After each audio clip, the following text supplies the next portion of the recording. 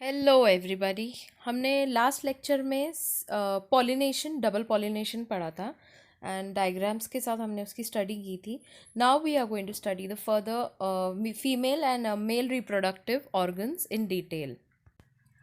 सो हमने heredity and variation जो chapters होते हैं इसमें हमने पढ़ा है कि मेन को XY सेक्स क्रोमोसोम्स होते हैं एंड वुमेन में XX सेक्स क्रोमोसोम्स होते हैं। Reproductive system with specific organs ये डेवलप होते हैं मेन एंड वुमेन में ड्यू टू सेक्स क्रोमोसोम्स। और एक्स क्रोमोसोम जो है वो मेन में प्रेजेंट होता है, वुमेन में Y chromosome is present.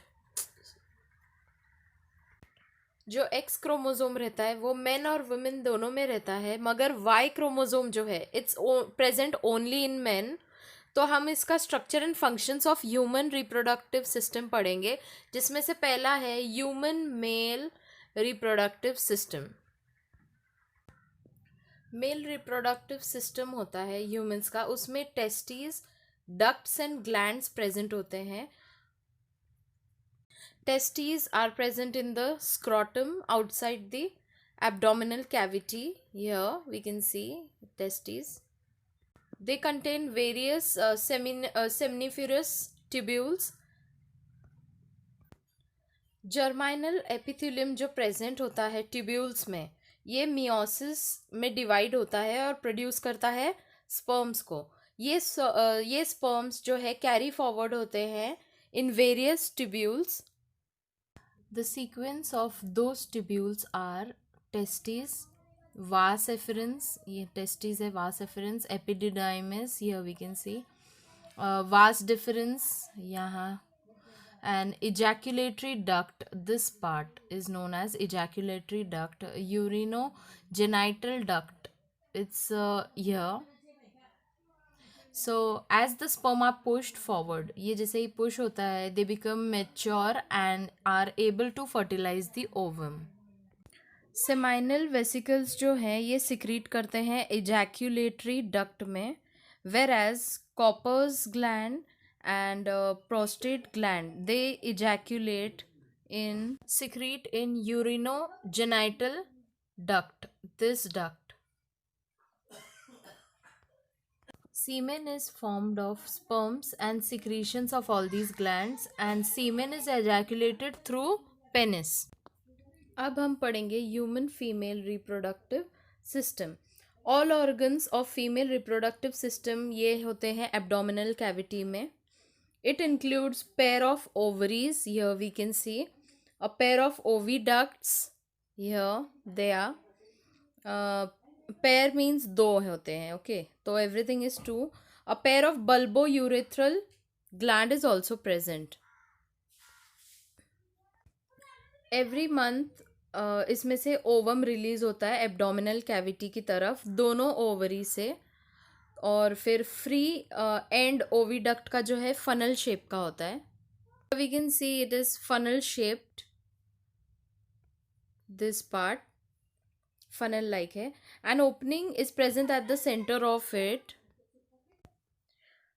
oocyte enter होता है oviduct के through this opening, and cilia is present on the surface of oviduct. ये इसके surface पे sticky substance होता है जो push करता है towards uterus में। सो अब हमने male human male reproductive system and human female reproductive system पढ़ लिया। Now we will study the gamete formation. Both gametes, sperm और ओवम, ये फॉर्म होते हैं बाय मियोसिस। स्पर्म प्रोड्यूस होते हैं टेस्टिस ऑफ मेन में at the beginning of maturation, और in case of women at the time of birth 2 to 4 million oocytes in the ovary of a female fetus, इतने फॉर्म होते हैं। And oocyte mature कब होता है, और मेच्योर्स एंड रिलीज्ड, ये एवरी मंथ मेच्योर और रिलीज होता है फ्रॉम द बिगनिंग ऑफ, जब मेच्योरिटी हो जाती है उसके बाद, till the age of 45 years, जिसको बोलेंगे मिनोपॉज। मिनोपॉज जो है ये स्टॉपेज हो जाता है functioning of female reproductive system का। So this causes the menopause. क्योंकि after the age of 45 to 50 years secretion of hormones and controlling functions female reproductive system के स्टॉप हो जाते हैं, तो इस वजह से इसको बोला गया है menopause. Now we will study fertilization. Formation of zygote ये होता है because of the union of sperm and ovum, इसको बोलेंगे फर्टिलाइजेशन. फर्टिलाइजेशन जो है ये इंटरनल इन ह्यूमंस में हो जाता है. Semen is ejaculated in vagina during copulation. Sperms जो है वो बहुत फ्यू मिलियंस में स्टार्ट दिस जर्नी और उनका route vagina, uterus and oviduct से होते हुए गुजरता है.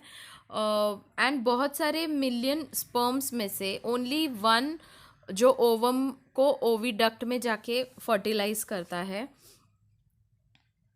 मीनोपोज की एज होने तक 400 oocytes रिलीज होते हैं आफ्टर प्यूबर्टी. तो रिमेनिंग oocytes अंडरगो डीजेनरेशन. तो this is all for today. हम लोग कंटिन्यू करेंगे अगले लेक्चर में. तो till then like, subscribe and share. Bye bye.